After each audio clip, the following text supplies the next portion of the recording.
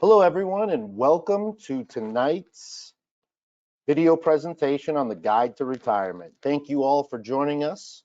Tonight will not be a presentation about the markets or what's going on in the markets. We do those very often.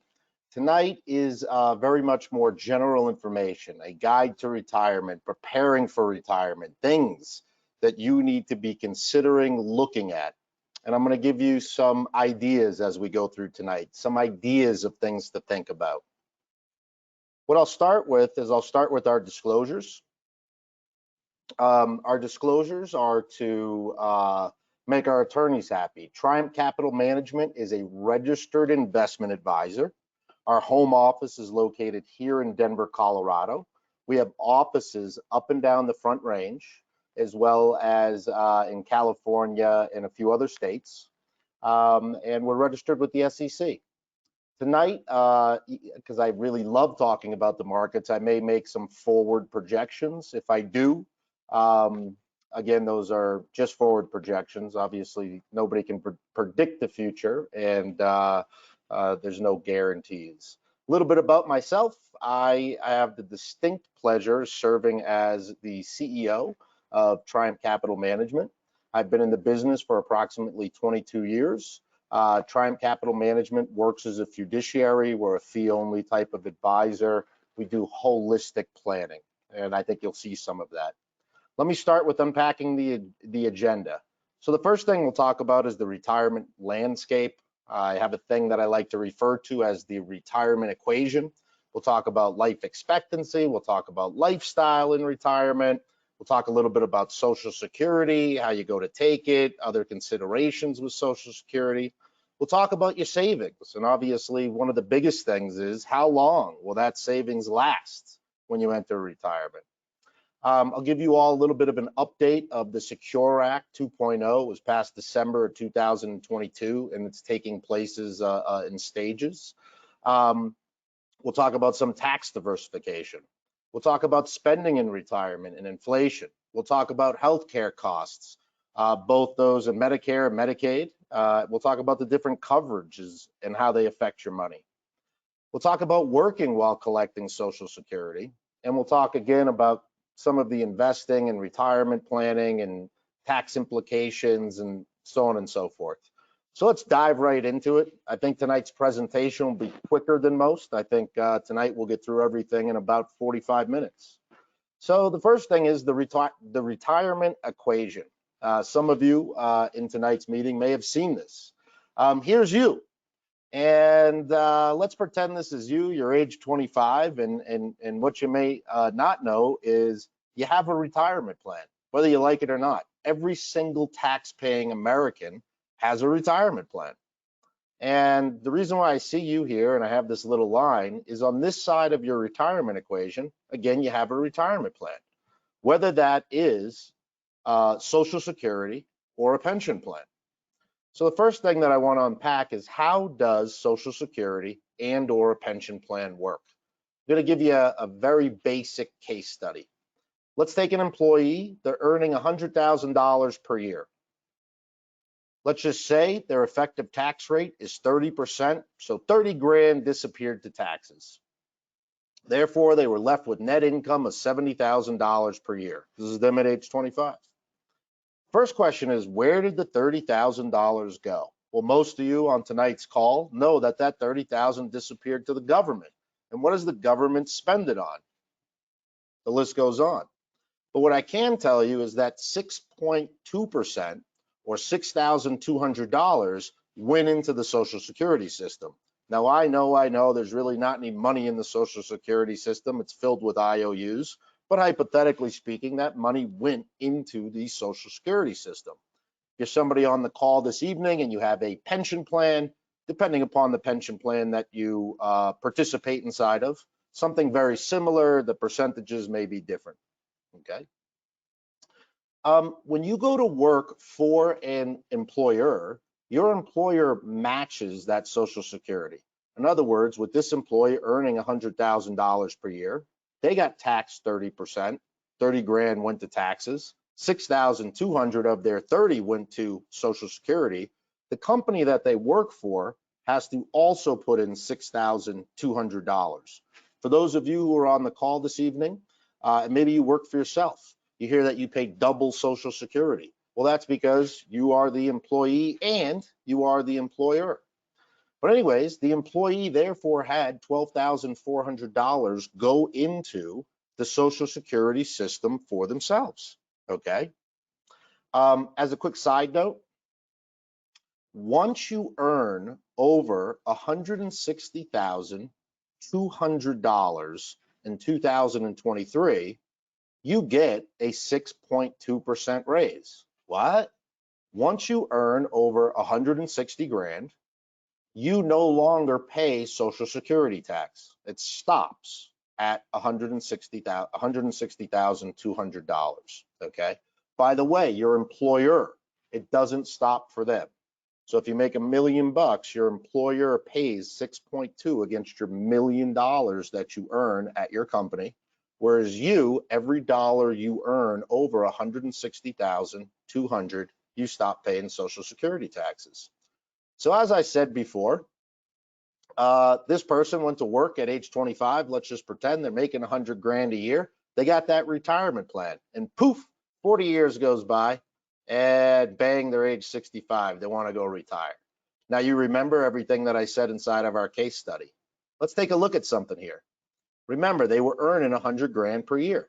There's some good news now that they're going to retire. They had a retirement plan, and if they were inside of Social Security, today, the maximum amount of Social Security that one can receive is $43,524 a year. What that comes out to is $3,627 per month, okay? Remember, they were earning 100 grand a year. The good news is they don't have to go to work anymore. They can hang out on the couch all day, watch Oprah or ESPN, whatever they like. And first of every month, they got $3,627 sitting in their checking account from that money that was put into Social Security. They put money in, the employer put money in. Obviously, you know where I'm headed with this. There's some bad news. The bad news is that they've taken a $56,000 cut in pay. Working along that bad news, that person says, hey, how am I going to fill the gap? In other words, where am I going to find that $56,476? I just took a cut in pay. Obviously, when folks can't find that gap, that money to fill that gap, they don't retire. Well, on this side of their retirement equation, they typically have assets. And those assets may include things like retirement accounts, your employer-sponsored plan, whether that's a 401k or a small business plan, simple solo, or you work for yourself, or you work for a hospital and you have a 403b or a 457. It also includes other things such as savings accounts, checking accounts, regular investment accounts.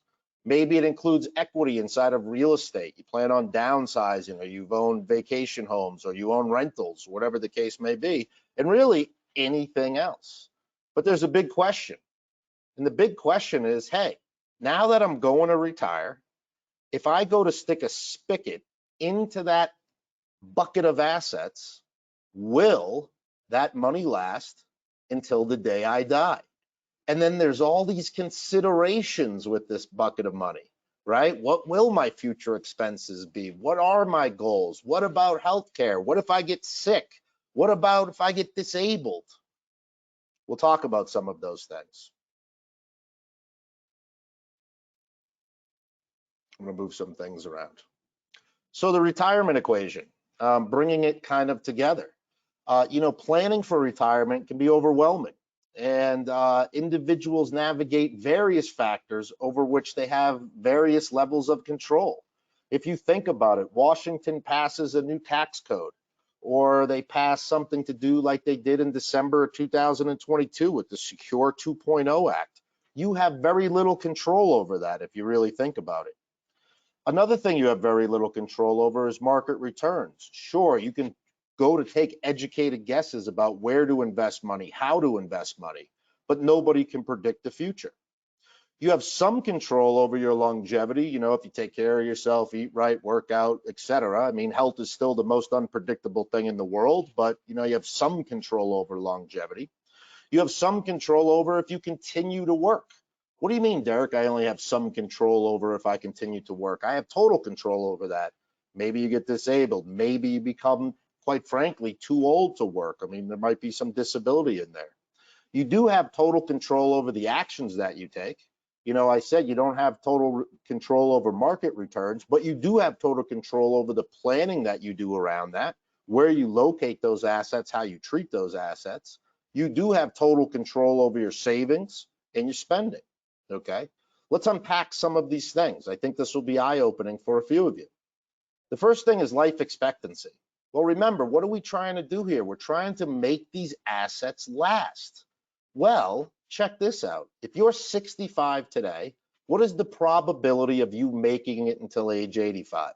The good news, if you're a lady on the call this evening, you have a 72% chance of making it to age 85. If you're a male on the call this evening, you have a 63% chance of making it till 85. Now, if you're a couple, there's a 90% chance that one of you makes it until age 85. What's the chance of you making it to age 90 if you're 65 today? If you're a woman, 54%, a man, 43, a couple, one of you making it to 90, you got a 73% chance. And what's the chance of you making it to 95? A woman, 31, male, 22, and a couple, 46. Point being is, if we're talking about having these assets last for you, okay, obviously, if the example that I gave you earlier, the person making 100 grand, they now got whatever, the 50 grand a year coming in from social. And, you know, they take a 50 grand cut and pay and they need that 50 grand to last. Well, if they got, you know, 100 grand inside of their assets, it's going to last for 2 years, you know, and if they pass away at 67, they did fine, right? Everything kind of worked out. But nobody knows when they're going to pass away. It's it's a very difficult thing when it comes to planning, okay? There's all these other things, inflation.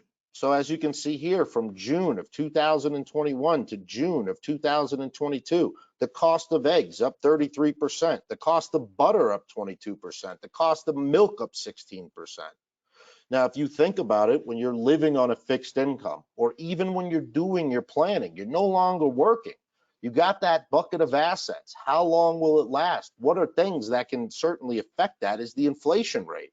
We experienced huge amounts of inflation over the last 12 months, right? These things can be difficult to plan for, especially whether you go online and you use some retirement planning software, you hire a professional, such as folks at Triumph Capital Management, so on and so forth.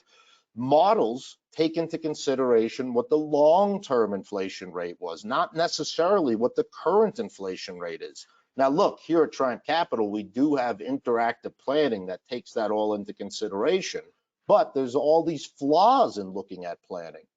The cost of things going up. Listen, 25-year inflation. If you go back 25 years, what's been the average inflation rate in the United States of America for goods and services? Approximately 3.29. Now, listen, for some of you on the call, and some of you know, and some of you are receiving Social Security, you say, hey, I get a raise in my Social Security every year. In fact, Derek, this last year, I got a big fat raise. Yes, you did. But for about a decade previous to that, you got very thin raises, if any. Social Security, if you look at it historically, goes up at about 2.8% a year, but inflation historically runs at 3.29. So again, you're eroding purchasing power, meaning those assets might need to be taking more out of them to keep up with the Joneses, so to speak. Inflation, I did put this slide in here only because inflation is at the top of everyone's topic list today. I'll show you a few things. Long-term inflation rate, that is what you're seeing on your screen right now. Again, 3.2% over a 25-year average. Here's what we experienced really over the last 2 years. We had inflation that ran all the way up to 9.1%. That was June of 2022. You see on the chart here that you see it coming downward, which is good news. Inflation has come down. Headline inflation, as of our last reading, which was May to May, so May of 2022 to May of 2023, inflation headline has come down to 4%, okay? The Federal Reserve has a mandate. The Federal Reserve's mandate is that inflation be at 2%. Now, what the Federal Reserve looks at is the Federal Reserve looks at core inflation. Core inflation strips out food and energy. Typically speaking, headline inflation is north of core inflation because headline inflation includes food and energy. Surprisingly, over this last read, headline inflation is at 4, core inflation is still at 5. We all saw yesterday the Federal Reserve kicked the can. They didn't raise interest rates. However, Powell gave a very strong interview for about an hour after the interest rate decision. And what Powell said is, listen, currently we have core inflation at 5. Our long-term, their long-term goal, their mandate is at 2. They will continue to raise the federal funds rate, okay, until that inflation gets down to around 2%. Just one slide on that. Okay, let's keep working here. Prices double every 22.5 years. What? Some of you may be familiar with the rule of 72. What is the rule of 72? The rule of 72 says, how long will it take for me to double my money? In other words, using the rule of 72, let's pretend you invested $100,000 and you wanted to know how long will it take for that $100,000 to double, for it to be worth $200,000. Well, one thing that you need to put into that equation is, what is your rate of return? Let's just pretend your rate of return is 10%. Well, 72 divided by 10, 7.2 years. In 7.2 years, if you achieved a 10% rate of return each year, that $100,000 would be worth $200,000 in 7.2 years, okay? Because of compound interest and the way that things actually work, I threw this table inside of there. You actually see it would actually take 7.27 years in order to double the money. But the reason why I bring this up and I say prices double every 22.5 years is, let's go back to our friend from the case study. You remember inside of the case study, they said, hey, I need 100 grand a year to live on. They have Social Security coming in, or a pension, or whatever, maybe both. They do get some COLA, cost of living adjustment, inside of that fixed income, but prices around them have gone up. And if you think about it, now here they are, they're 87 years old, pretty strong probability of them being alive around age 87. Hallmark sells more happy birthday, it's your 100th birthday, over the last few years than they did previously. People are definitely living longer. What used to kill us, heart attacks, so on and so forth, doesn't kill us anymore, not all the time, but you know what I mean. People, surgeries, medical advances. And so if you think about that, now at age 87, this person needs 200 grand a year to live on. Oh, Derek, why would they need 200 grand? They're in retirement, Well, think about it for yourself. A lot of times when we have folks in here, we say they're in the red zone. What I mean by in the red zone is, they're a few years out from retirement, 5 to 15 years out from retirement. And sometimes we'll keep the husband in my office, we'll bring the wife into the conference room, and we say, what does retirement look like for you? Okay, what does retirement really look like for you? And they'll give us different answers, but nobody says, oh, I'm gonna, do nothing. I'm just gonna sit on my front porch and I'm gonna eat a can of tuna fish every day. People want to travel. I often ask the question, I say, if I followed you around for the next 7 days, what day of the week do you think you would spend the most money? And listen, I get different answers, but predominantly people say Saturday or Sunday. And why do they say Saturday or Sunday? Because it's their day off, right? They're not going to work that day. And I turn around and I ask them and I say, if you retire today, what is tomorrow? Now, obviously today's Thursday, tomorrow's Friday, But my point in that is tomorrow is Saturday. In retirement, every day is Saturday. You're no longer going to work. Now, you will see in my next slides that, yeah, typically kind of spending goes up those first few years of retirement, and it does level off. But other expenses kind of fill the gap. Changes in lifestyle. So as households transition into retirement, time that you had been spent working is now available for other pursuits. Individuals often enter retirement having spent too little time thinking about what they plan to do in retirement. And they run the risk sometimes of not, really enjoying those first few years of retirement. It's kind of interesting. I read, as I imagine most of you do, all these industry publications, right? We have industry publications as well. And in those industry types of publications, what they do is they survey a lot of people, so on and so forth. And it's amazing, a study that I read, and it says there's three things emotionally that affect us: a death of a loved one, a loss of a long-term job, and retirement.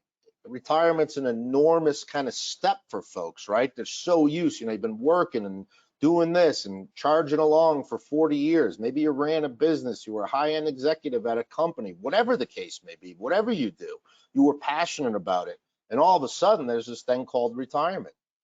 And so to age well, individuals who use pushes tend to do real well, have a sense of purpose, use time to work and help others and go to events and have things on the schedule, socialize with the family and friends, have a plan in place so that the money can help you do that. I talk to so many retirees who are so worried about running out of that money. And sometimes what I'll say to them is listen, we have software that they're able to log into 24 hours a day, 7 days a week. It shows them based upon everything that's going on, current inflation rate, current spending habits, what's going on with their portfolio, their probability of success, right? In a Monte Carlo simulation. I'm able to show that to them and say, you don't need to worry about that. Take the trip to go see the grandkids. Take the vacation. Don't put it off. Practice healthy behaviors, express gratitude, focus on strengths, right, and your abilities, and keep charging ahead. Take that retirement like it's a new job. Some of you may laugh at that. Some of you who are in retirement and have friends that have pursued things like that, and also have friends who haven't pursued things like that, kind of are shaking their heads yes. Now listen, as you enter into retirement, changes in spending occur, obviously. Most Americans, their spending kind of peaks through midlife, right? Between 45 and 55, right? The mortgage is still there. The kids are maybe at college age and they're spending more, but they're still, doing checking and jiving, a lot of entertainment expenses in there, so on and so forth. Listen, those things may kind of taper off, as you can see in the screen. But look at what happens. Housing being the gray area, housing is always the largest piece of our spending. Now, some of you may say, hey, the house is going to be paid off. What maybe you don't realize is all of a sudden in those retirement years, maybe you do need to go into a home. Maybe you are moving. Maybe you say, hey, you know what, we're picking up, we're sick of the weather, we're going to Arizona, Florida, Southern California, so on and so forth. What I'm showing you here is the real information when we survey and look at Americans. Okay, so housing is typically always the biggest. And look at healthcare, the bottom green line.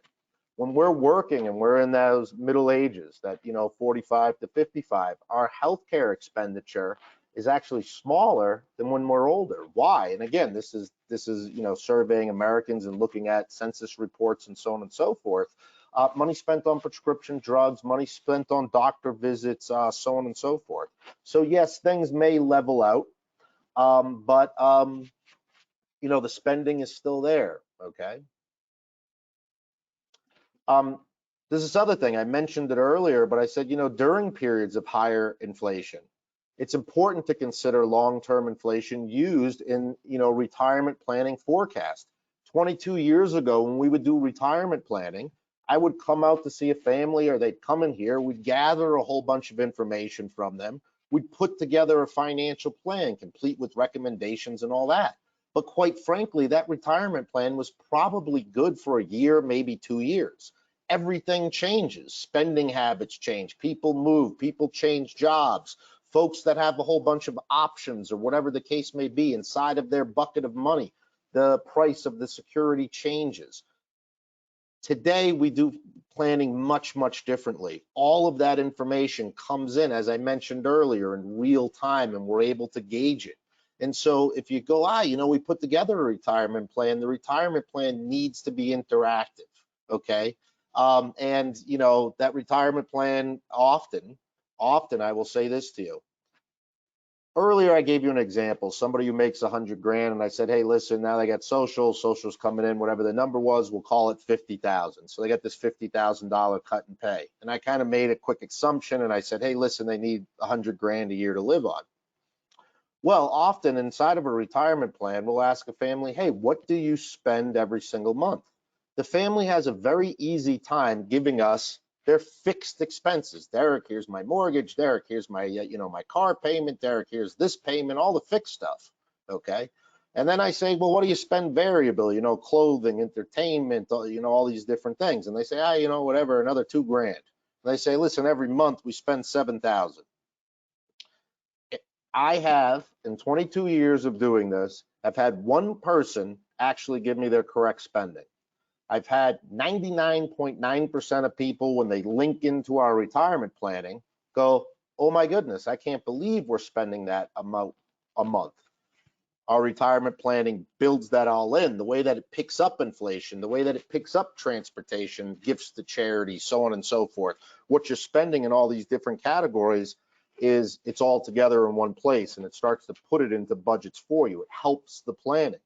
But my point being there is planning for all that stuff, planning for higher health care, planning for higher inflation, planning for grandkids or weddings and these types of things needs to be considered. And they're all things that ultimately can affect that bucket of money. I plan to work as an older American. So it's kind of crazy if you study the chart here. More people are continuing to work into older ages. Although there was a light leveling off in 2021, which may and probably was due to the pandemic, the bottom chart shows why people work in retirement and highlights that the definition of retirement is changing. More people are working due to reasons such as wanting to stay socially and kind of actively engaged, right? And not so much for financial reasons. But again, there's a lot of Americans that still are working today for retirement reasons, financial reasons, right? They can't afford to retire. And I always say, listen, nobody fails, nobody plans to fail, but people definitely fail to plan, okay? And so, you can kind of see that inside of there. Maybe working in retirement is something that you want to do, but the reality of it is what's the expectation? I'm going through this right now with my own father. Okay, he likes to work. He wants to work. He can't work. He's disabled. That all 2 months ago, and it came not out of the blue, but kind of out of the blue. So, while many people want to continue working later in life, not everybody can. A very high percentage of people who are currently working and say, yeah, I'm going to work past age 65 or later, experience different things with their health, experience different things even cognitively with their minds, so on and so forth, and they can't go to work, okay? I know I'm hopping around a little bit here, but the Secure Act 2.0, as I mentioned earlier, the Secure Act was passed December and did all these different things for small businesses to have benefits to starting up retirement plans. It increased how much you can save. It increased what you could do in retirement plans for employees, giving them more access to their money, blah, blah, blah, blah, blah. What I will say to you is this: for most of you on the call, you know what RMDs are, required minimum distributions. During my career, RMDs, in other words, when you had to start taking money out of your retirement accounts, used to be age 70 and a half. It increased to age 72 and then to age 72 and a half. With the passing of the Secure Act, beginning this year in 2023, you do not need to start taking RMDs until age 73. There's other provisions of the act that I go into in other presentations. You know, if this was a presentation about retirement plans and how you utilize those retirement plans, I'll talk a little bit about that tonight. But, you know, this is more focused on preparing for retirement, okay? Social Security timing. Hey, when should I really take my Social Security? You know, I've heard answers of people saying you should just take it as soon as possible because why not? You know, if you do an analysis on your Social Security every single time, the math will work out that it is best for you to take it at age 70. Wait a minute, Derek, it's best for me to take it at age 70? Mathematically, it is. In other words, what I mean by mathematically is if you think about it, let's say you start taking it at age 62 and you get $2,000 a month, but you wait 8 years and you wait until age 70 and you get $4,000 a month, right? You didn't collect for 8 years. So where's your break even? Well, you know, we have software that does all that. The way that I gave it to you, it's kind of easy to figure it out. But let's say your break even's age 88. It's like, hey, every day you live after age 88 or every month, you're now in the green, you're collecting more money. Well, that's easy to put in a spreadsheet, but there's a lot longer of a conversation inside of there. In other words, the real answer to the question is if you can tell me when you're going to pass away, I can tell you when to take Social Security. There's other things to think about, like what is your quality of life past age 88? Maybe it makes most sense to take it at age 63 or 64 or 62 or 66 and a half, right? Based upon, you know, your specific, your specific planning, okay? If you're married and how long you've been married, have you been married over 10 years? Does your wife qualify for Social Security? These are all huge, important decisions to make. And believe it or not, you might say, Derek, what's, you know, what? It's Social Security. It's not that amount of money. It's not that big amount of money. What you're looking at on the slide right here is that this is showing you somebody at age 62 collecting $2,557 per month. That's in the purple, okay? That same person waited until age 70. Now they're collecting $4,530 per month. Okay, you can see that by age 90, the person who waited until age 70 actually collected, okay, over that length of time, about 1.8 million, where the person at age 62 collected about 1.3 million. You can see the break even. They had to live until X percent, you know, they had to live, you know, see break even analysis inside of here. Again, specifically, when we do this for clients, there's a whole bunch of conversations that bleed into it. Their assets, what will we do to fund retirement if they're not collecting? They want to retire at 62, but we're not going to turn on Social Security until age 67. Blah, blah, blah, blah, blah. We have software that does that. It bleeds into the entire retirement planning, but it's extremely important to consider. And this is just more of it. But, you know, we do have a decision tree. You know, inside of the decision tree, we help individuals think through the factors relating to Social Security benefits. Having other sources of income, even if they're working. People seem to think, hey, if I can't, if I'm claiming Social Security, I can't work. Well, it depends what year you were born. There is, when I say you can't work, obviously you can work, but what will your tax rate be? How much of the Social Security will they rake back? When will that end, right? We have answers to all that, but it's specific to you. When you were born, how much you're earning, what is your full retirement age? You know, FMR, full retirement age, okay? Moving right along. Diversified sources of retirement funding. So remember, what are we trying to do here? We're trying to have these assets last. Typically, folks have a whole bunch of different types of assets. They may have a health savings account. I'm going to tell you something that a lot of people don't know. I put money into a health savings account every single year. Well, people a lot of times say, I do too. I put my money into a health savings account. And Derek, it's great. I have the credit card in my wallet. And with that credit card in my wallet, then I pay for all my medical expenses? Well, remember, it doesn't matter if you pay for the medical expenses. When you put money into the HSA, you get the tax deduction. So me personally, I put money into the HSA, and then I pay my medical expenses with my regular credit card. I don't take any of the money out of my health savings account. But what I do is I keep track of all my expenses. I keep all my receipts. I scan them. I put them into a folder, and I keep an Excel spreadsheet. Why? You've all heard the term, there's two things in life that are certain: death and taxes. HSA accounts are the closest thing to disproving that statement. Let me explain. You put money in pre-tax. The money grows tax-free if it is distributed, okay, for qualified medical expenses. Well, you know that spreadsheet that I keep, okay? What do I know? I know over time my medical expenses are going to get more expensive, okay? Well, what I'm able now to do is I'm saving up and investing. I'm able to invest that health savings account, the TD Ameritrade, and grow it.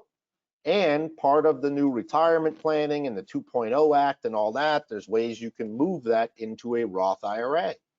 Then you look at stuff like your retirement accounts, whether you have a Roth 401k, a regular 401k, a traditional IRA, a Roth IRA, right? The only reason why these buckets of money carry any label, Roth IRA, traditional IRA, regular 401k, whatever, is so you know how the money grows. Is it tax-free? Is it tax-deferred? And how will it be treated when I go to take money out of it? Will it be taxable or tax-free to me? You have taxable accounts. Those are like bank accounts, right? Used to be the last 20 years, your bank account paid no interest or very little.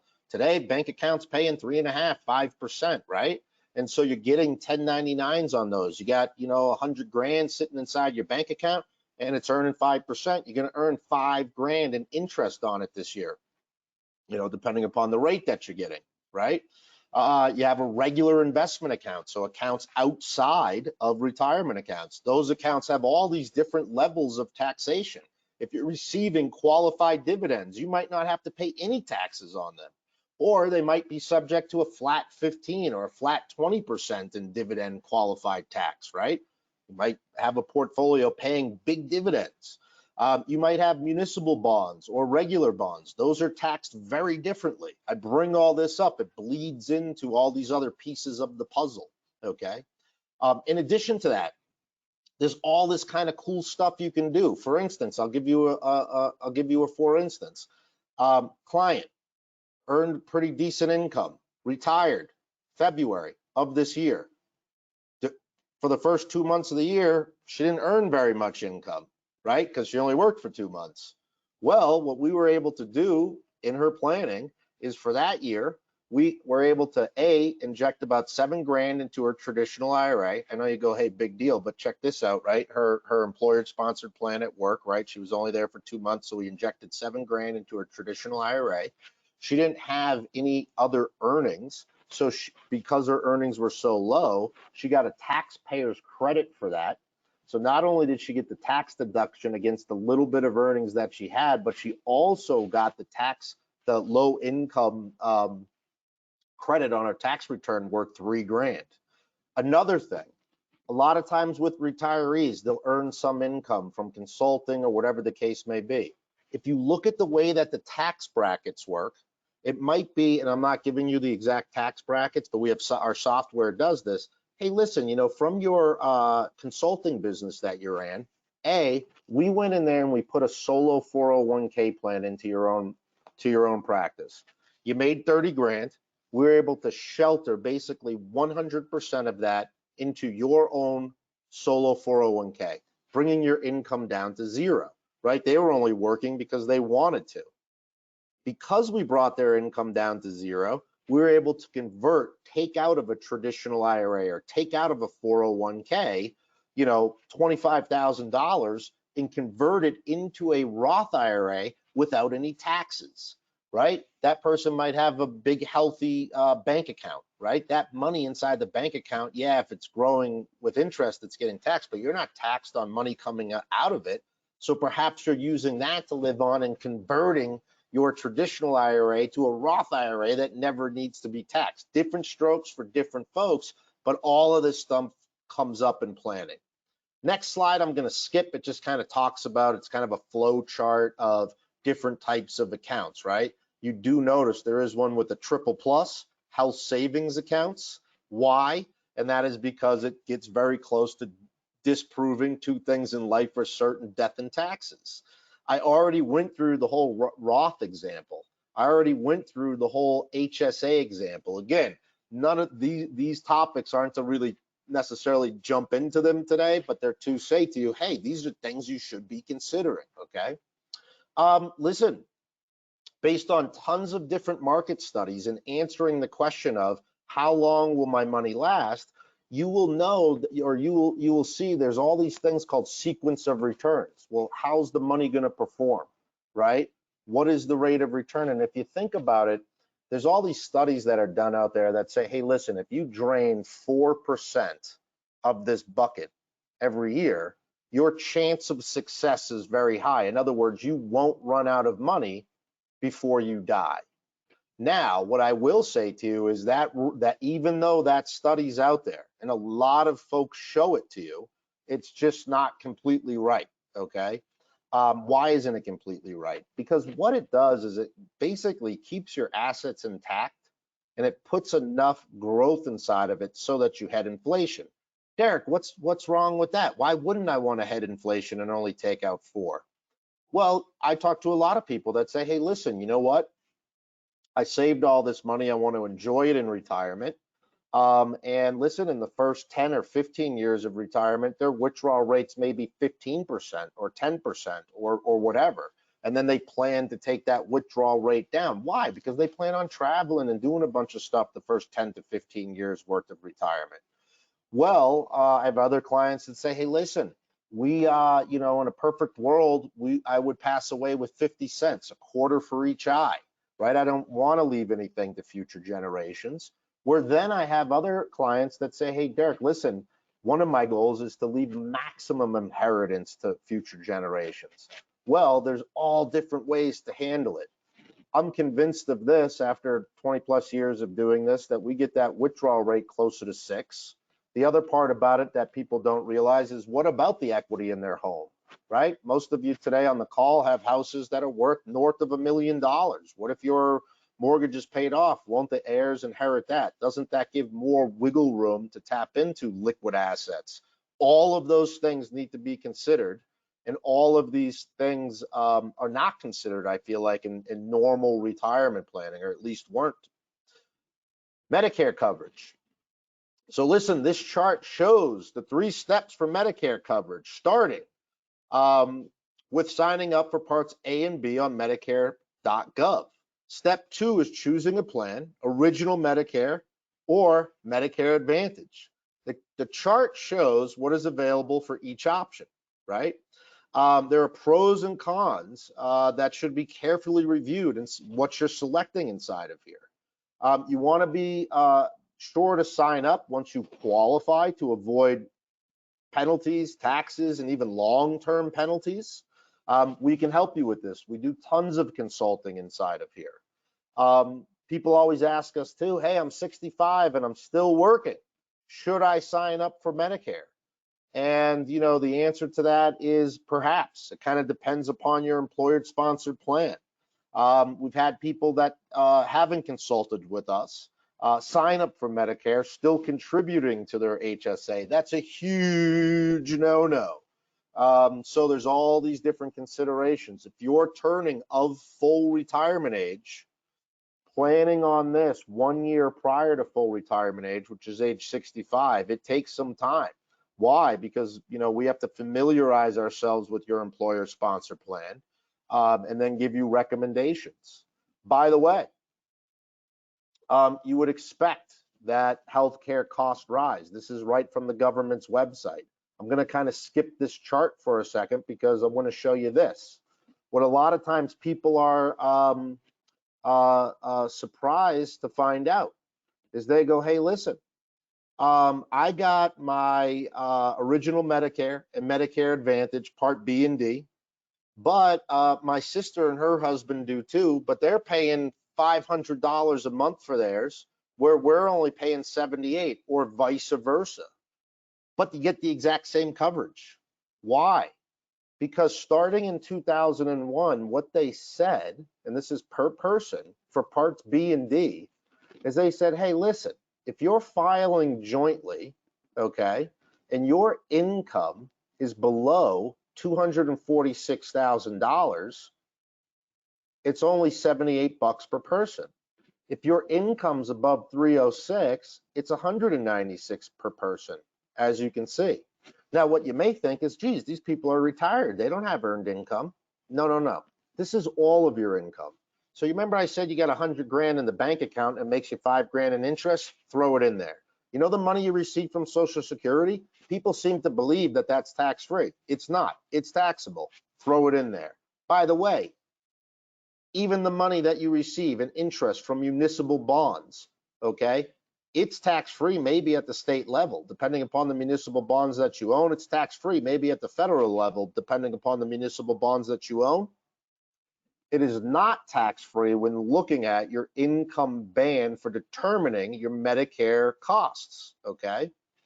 But that said, are there things you can do to mitigate this? Absolutely. There's a whole bunch of things you can do, and investments play an important role inside of there. Why? Because when you start taking money out of accounts like traditional IRAs or 401k plans, that's taxable income to you. And remember, the government makes you start taking money out at age 73, okay, with the RMDs. And so listen, there's people that earn nothing, but they just have portfolio income. Controlling that can actually save you an awful lot of money. There are instruments out there that can allow for you to avoid, you're paying for the same thing, but because you're a higher income earner, even though you're in retirement, you're simply paying more. There's all types of strategies.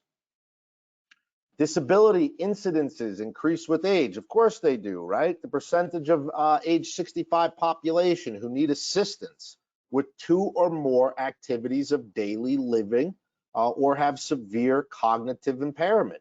Well, as you can see, look at, at age 65 to 69, you're young. There's not too many of them, but it drastically starts to increase as you increase with age. And listen, if you need these types of things, you got to pay for it.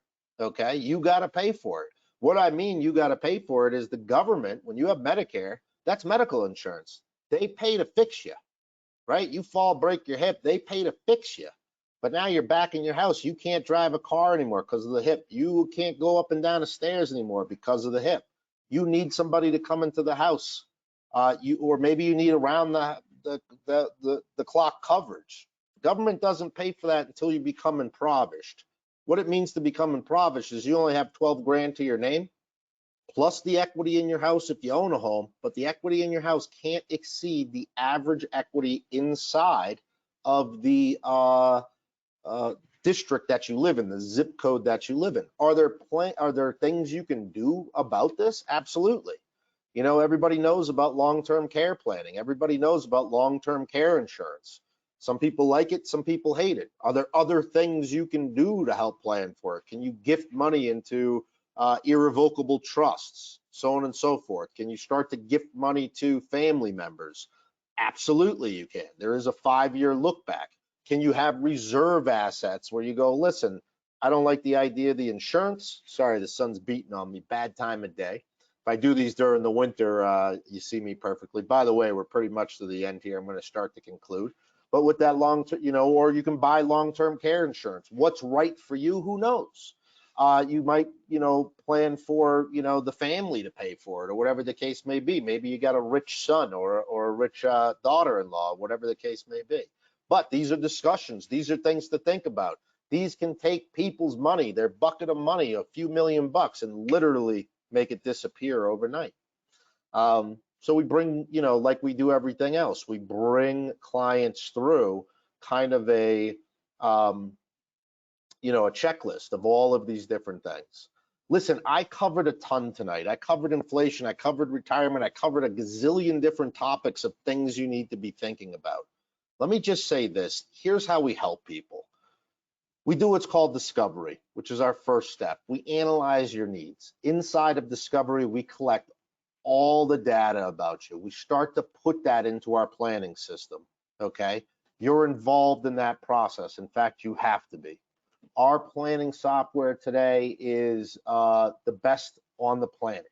I am blown away by it. It works tremendously well. When we start to work with you, or if you're a current client, I know there's people on the call tonight that have been client for 10, 15 years. And you go, Derek, hey, you've been handling my investment for 10, 15 years. Listen, it's 10, 15 years later. I got to get with you and do my planning. Let's do it. You're on the call. You're a new person. Discovery meeting, right? We go through all that with you. What happens is, based upon all of that, you have access to the planning. You also have written recommendations through financial plans and overall estate planning. We have 3 attorneys who work here. That is all monitored and tracked in real time. It really needs to be in real time. It's, today with software and AI and everything else. Then the discussion of money, tracking the portfolio. The portfolio is tactically managed. We try to take as least risk as humanly possible, but still invest the money prudently. So what? As I said at the beginning of this, I have a client who calls me up and they're worried because the market was down last year, or whatever the case may be. I say to them, we have the portfolio position from our, ongoing discussions and everything else. Shows you a real-time Monte Carlo simulation of your probability of success, which then bleeds into that ongoing monitoring and updates. If you haven't checked it out, definitely do. If you're somebody we've never talked to before, I can tell you this, anybody who I brought through our process, I've never, ever, ever had somebody say complete waste of time. Look, you can find this at triumphcapitalmanagement.com. If you go to our website, right at the top, there is, you can schedule your complimentary consultation. If you're a current client and you click on that, there is a list of advisors. Choose me or your current advisor, and they can help you with this stuff. Obviously, this is a lot different than what we normally do. Normally, I'm giving market updates and talking about the Fed meeting that occurred yesterday. That's what I love to do. I love to, work on the asset management of things and tracking of portfolio things and getting into the data. If you are on our website, you will see there is a area of webinars. You can register for those now. Even if you can't make the time or date, this presentation is always emailed to you. I hope tonight was at least informative in some way. I know I can't dive into any one of those topics too deep because we could do a whole presentation on any one of those topics, and I hit like 15 of them. But these are things, especially if you're in that red zone, or even if you're retired today, that you need to know about, you need to be taking advantage of, you need to act on, and certainly there are things that you absolutely need to be considering if you're inside of that red zone. Without anything more, I ended tonight's presentation exactly at 1 hour. In fact, 59 minutes and 42 seconds. Typically we go an hour and a half, especially if we're talking about the markets. Again, hope you enjoyed it. Hope you learned something. Hope you act on things. And like I always leave you, thank you for joining this evening, and have a wonderful, wonderful weekend and a wonderful, wonderful evening. Thank you. See you all soon.